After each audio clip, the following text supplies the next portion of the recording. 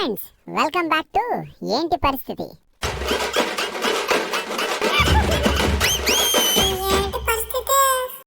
ఈ మధ్య ఇంట్లో ఉంటే బోర్ కొడుతుందని కొంచెం మైండ్ రిలాక్స్ చేసుకుందామని బయటికి వెళ్ళాక అర్థమైంది ఏంటంటే ఇంట్లో బోర్ కొట్టడమే బెటర్ అని. అసలు మన ఇండియాలో ట్రావెలింగ్ అనేది ఒక అడ్వెంచర్ స్పోర్ట్ లాంటిది. ప్రాణాలకి గ్యారంటీ ఉండదు, కానీ ఎంటర్టైన్మెంట్కి మాత్రం గ్యారంటీ ఉంటుంది. రోడ్డు మీదకి వెళ్తే ట్రాఫిక్, బస్ ఎక్కితే రష్, ట్రైన్ ఎక్కితే వాసన, ఫ్లైట్ ఎక్కితే భయం. ఎటు చూసినా మన పరిస్థితి ఏంటి పరిస్థితిలాగే ఉంటుంది.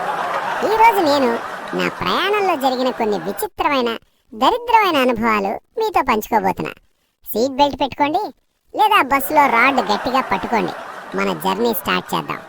ఫస్ట్ మన ఆర్టీసీ బస్సు గురించి మాట్లాడుకుందాం. బస్సు ఎక్కడమే ఒక యుద్ధం. బస్సు రాగానే జనాలు దాని మీద ఎలా పడతారంటే అదేదో చివరి బస్సు అన్నట్టు. లోపల కాలు పెట్టడానికి ప్లేస్ ఉండదు, కానీ కండక్టర్ మాత్రం జరగండమ్మా, వెనకాల ఖాళీ ఉంది, వెనకాల ఫుల్ ఖాళీ అని అరుస్తాడు. నేను వెనక్కి వెళ్ళి చూస్తే అక్కడ ఇంజిన్ మీద ముగ్గురు కూర్చొని ఉంటారు. ఇదేనా సార్ ఖాళీ? ఇక టికెట్ తీసుకునేటప్పుడు ఆ చిల్లర గొడవ ఉంటుంది చూడండి, అది నెక్స్ట్ లెవెల్. నేను 20 రూపాయల టికెట్కి 50 నోట్ ఇచ్చా. కండక్టర్ నా వైపు ఎలా చూశాడంటే నేను ఆయన ఆస్తి అడిగినట్టు చూశాడు. చిల్లర లేదు, దిగేటప్పుడు అడుగు అన్నాడు. సరే అని దిగేటప్పుడు అడిగితే ఇందాకే ఇవ్వాలి కదరా, ఇప్పుడు బ్యాగ్లో అడుగులున్నాయి, అయినా టికెట్ వెనకాల రాసా కదా అన్నాడు. టికెట్ వెనకాల RS30 అని రాసిస్తాడు. అదేమైనా చెక్క సార్? బ్యాంక్లో వేసుకుంటే డబ్బులు ఇస్తారా? ఇంకా లేడీస్ సీట్ గొడవ గురించి ఎంత తక్కువ చెప్పుకుంటే అంత మంచిది. బస్సు మొత్తం ఖాళీగా ఉంటుంది. నేను వెళ్ళి ఒక సీట్లో కూర్చుంటా. వెంటనే ఒక ఆవిడొచ్చి ఎక్స్క్యూజ్ మీ, అది లేడీస్ సీట్ అంటది. అదేంటంటే బొమ్మ లేదు కదా అంటే, బొమ్మ చెరిగిపోయింది, రూల్ చెరిగిపోదు లే అని లేపుద్ది. మగవాడికి ఆర్టీసీ బస్సులో సీటు దొరకాలంటే డ్రైవర్ పక్కన ఇంజిన్ బాక్స్ ఒక్కటే దిక్కు. సరే బస్సు వద్దు అని ట్రైన్ బుక్ చేద్దాం అనుకున్నా. IRCTCలో తత్కాల్ టికెట్ బుక్ చేయడం అంటే ఒలింపిక్స్లో రన్నింగ్ రేస్ కంటే కష్టం. 10 గంటలకు బుకింగ్ ఓపెన్ అవుద్ది, 10-11కి అన్ని వెయిటింగ్ లిస్ట్ 200లో ఉంటాయి. అసలు ఆ ఒక్క నిమిషంలో టికెట్లు ఎవరు బుక్ చేస్తారా బాబు? వాళ్ళు మనుషులేనా? పోనీ జనరల్ బోగీలో వెళ్దామంటే అక్కడ మనుషులు ఉండరు, పార్సిల్స్ లాగా ఒకరి మీద ఒకరు పడి ఉంటారు. ట్రైన్లో అన్నిటికంటే భయంకరమైనది ఏంటో తెలుసా? టాయిలెట్. దాని దగ్గరికి వెళ్ళాలంటేనే ఆక్సిజన్ సిలిండర్ వేసుకుని వెళ్ళాలి. లోపల మగ్గు ఉంటుంది, కానీ దానికి చైన్ కట్టి ఉంటుంది. అంటే ఆ మగ్గును కూడా ఎత్తుకెళ్లే దరిద్రులు మన దేశంలో ఉన్నారా? ఇక రాత్రిపూట పడుకుందామంటే నిద్ర పట్టదు. ప్రతి 5 నిమిషాలకు ఒకడు వస్తాడు, చాయ్ చాయ్, కాఫీ కాఫీ, వేడి వేడి సమోసా అని అరుస్తుంటాడు. అసలు వాడు అమ్మడానికి వస్తాడా, మనల్ని లేపడానికి వస్తాడా అర్థం కాదు. ఆ సమోసా ఎవడైనా తింటే వాడు గమ్యం చేరడు, నేరుగా శ్మశానానికి చేరతాడు. సరే సిటీలో తిరగడానికి ఓలా లేదా ఊబర్ బుక్ చేద్దాం. బుక్ చేయగానే డ్రైవర్ ఫోన్ చేస్తాడు. సార్ ఎక్కడికి రావాలి, డ్రాప్ లొకేషన్ ఏంటి అని అడుగుతాడు. మనం చెప్పగానే అటువైపు రాను సార్, టైర్ పంచరు, గ్యాస్ లేదు అని సాగులు చెప్తాడు. ఒరే మరి యాప్ ఎందుకురా, క్యాన్సిల్ చేయడానికి పెట్టుకున్నావా? పోనీ బయట ఆటో వాడిని అడుగుదాం. భయ్యా హైటెక్ సిటీకి ఎంత అని అడిగితే వాడు నా వైపు, నా డ్రెస్ వైపు చూసి స్కానింగ్ చేసి 500 అవుద్ది సార్ అంటాడు. ఏంటి భయ్యా మీటర్ వేయవా అంటే, మీటర్ మీద ఎవడు రావట్లేదు సార్, కావాలంటే 1.5 ఇవ్వు అంటాడు. అంటే మీటర్ మీద 100 అయితే నేను 150 ఇవ్వాలంట. వాడు ఆటో నడుపుతాడా లేక ఫ్లైట్ నడుపుతాడా? మధ్యలో గూగుల్ మ్యాప్స్ ఉంటుంది, అదొక దొంగ నా కొడుకు. టేక్ లెఫ్ట్ అంటది, అక్కడ చూస్తే పెద్ద గోడ ఉంటుంది. టేక్ రైట్ అంటది, అక్కడ డ్రైనేజీ కాల ఉంటుంది. గూగుల్ మ్యాప్స్ నమ్ముకొని వెళ్తే మనం ఇంటికి వెళ్ళాం, పోలీస్ స్టేషన్కో హాస్పిటల్కో వెళ్తాం.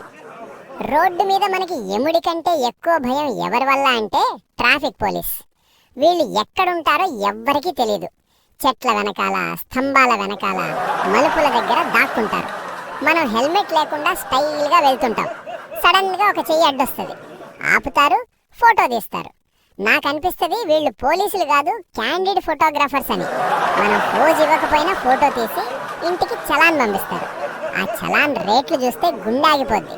హెల్మెట్ లేదు 1000 రూపాయలు, రాంగ్ రూటు 2000. ఆ బండి అమ్మితే కూడా 3000 రావు సార్, బండి మీకే రాసిస్తా తీసుకోండి అని చెప్పాలని ఉంటుంది. ఇక ఈ మధ్య డ్రంక్ అండ్ డ్రైవ్ టెస్టులు పెడుతున్నారు. పోలీస్ మామ మన ముఖం దగ్గర మెషిన్ పెట్టి ఊదు, గట్టిగా ఊదు అంటాడు. మనం ఊదితే రెడ్ లైట్ వెలుగుతుంది.